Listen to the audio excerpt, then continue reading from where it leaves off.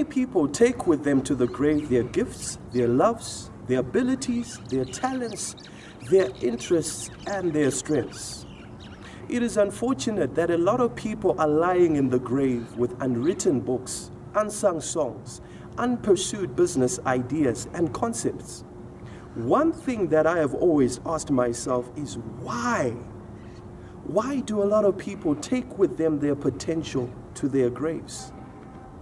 My name is Tawanda Silas Chitiyo, and I am a soft skills trainer, motivational speaker, business consultant, and musician. And for these coming minutes, I want to challenge you to live your life to the fullest of your potential. Now, can you imagine that this earth that we live in was once just a vast expanse of natural resources? We did not have skyscrapers, we didn't have cell phones and all this wonderful technology. But through the ideas, the concepts, the creativity, and the imagination of mankind, we live in such an advanced and sophisticated world. That gives you an indication of the innumerable and unquantifiable potential that is within us as human beings.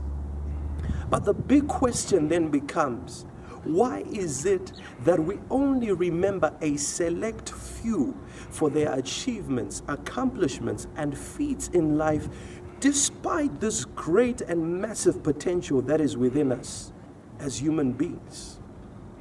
Ladies and gentlemen, let me coin to you the phrase, the human shell. And let me use the example of a tortoise to illustrate what the human shell is. When you look at a tortoise, when it is in a habitat of danger, what it will do is to retract back into its shell to protect itself. Ironically, I have realized that as human beings, we are no different from the tortoise. We will step out full of energy and excitement to pursue our ideas, our goals, our dreams in life. But at our very first encounter with challenges, with hardships, with criticism from other people, we retract back into our shells. It is very unfortunate and very sad. And in the process, we sabotage ourselves from ever living our dreams. Having said that, ladies and gentlemen, you may be asking yourself, but what exactly is a shell? A shell is different things to different people. And let me cite some of the examples that I state in my book, which I denote by the acronym people who are flops in life. As an example, some people are simply insecure about themselves. They simply do not believe that they have what it takes to achieve the things that they want in life. And they may ask themselves, who am I to be talented? Who am I to be gorgeous? Who am I to be successful? As Marianne Williamson would say. But the right question is, who are you not to be those things? You have it within you to live the life of your dreams. For some people, it may simply be a lack of endurance. You just give up too soon and too quickly on your goals and dreams. And rest assured, as long as you lack that willpower in life to persevere, it is going to prove very hard to achieve your goals and dreams in life. It is not easy hitting the gym every day. It is not easy saving money on a monthly basis to travel to that holiday resort that you have always wanted to go. And so endurance is critical. For some people, it may simply be procrastination. Year after year, you delay taking action and making decisions that are critical to attaining your desires and goals in life. And yet again, for some people, it's simply a sense of entitlement. You simply feel life owes you something. Life owes you nothing. In fact, you owe life your gifts, your loves, your abilities, your talents, your interests, and your strength, so that you can make an impact and make a difference. And so give to life what you carry within you, which is your potential. I do not have enough time to go through all the characteristics of the human shell, but If you want to know more about this concept, be sure to lay your hands on my book, Step Out of Your Shell. Having said that, what do we owe to life to give? We owe to life our GLATIS, which I will quickly describe and give you in brief. Number one, your gifts. What are your gifts? What are the things that you do naturally that other people find hard to do? Is it crunching numbers? Is it leading people? Is it public speaking? Is it sports? Utilize those things to make room for yourself in life.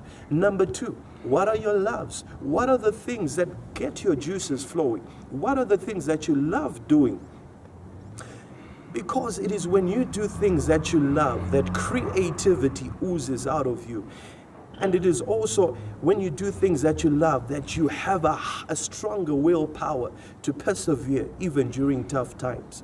Number three, what are your abilities? What are the things that you have learned from observation, from your education, from your school, growing up, from your experiences?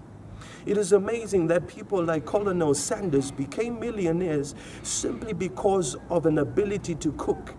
All he had was a special recipe. So what are your abilities?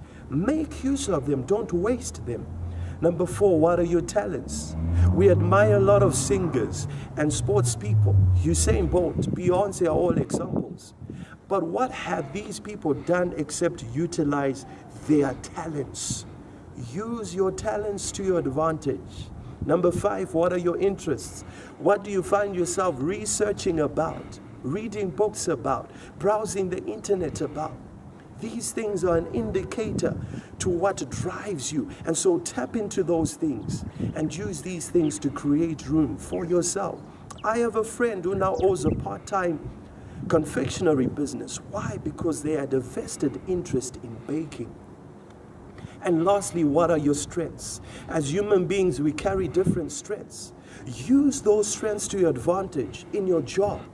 If you're good at public speaking, utilize every platform in your job to distinguish yourself from your colleagues. You know your strengths. Don't sit on them. Let yourself shine by utilizing your strengths. And so it is your responsibility, and you owe it to mankind to give us your gifts, your loves, your abilities, your talents, your interests, and your strengths. On the screen are my contact details. If you would want to know more about these things and also discover your own GLATIS, then lay your hands on my book, Step Out of Your Shell. Feel free to contact me, and do not take with you to the grave any of these things that I have mentioned. As I close with this statement. Live your life full, die empty, and take nothing with you to the grave. Till next time, take care.